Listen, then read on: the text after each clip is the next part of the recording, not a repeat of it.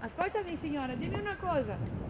E cosa mi racconti di questo comune? Perché io sono una ragazza che fa tutto il Veneto a piedi. Scarponcini da trekking, bastone e zaino in spalla. Nemmeno la neve può fermare il suo cammino. Lei è Jesus Gomes, di origine brasiliana, imprenditrice di Manerba sul Garda. Lo scorso 29 dicembre ha deciso di percorrere a piedi tutto il Veneto. Perché ha voluto iniziare questo viaggio?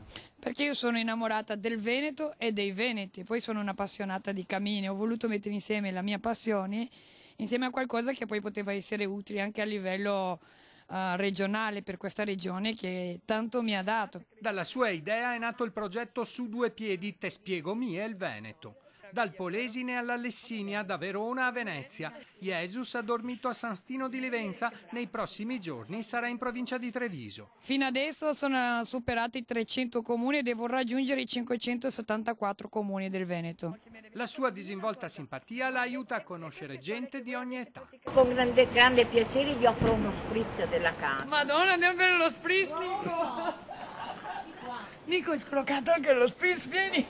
Jesus, con il cellulare scatta foto di ogni luogo che visita, ha scelto di attraversare il territorio comunicandolo online, consentendo ai suoi seguaci di seguirla in diretta dai propri dispositivi connessi in rete. E io racconto nei social post proprio per questo, mi capita spesso le persone che mi mandano le loro foto dicendo guarda che sono appena stato dove è stato te, e per me questo è già valsa la pena. Qualcuno dei suoi 5.000 followers ha scelto anche di accompagnarla per un tratto a piedi lungo il suo percorso di scoperta.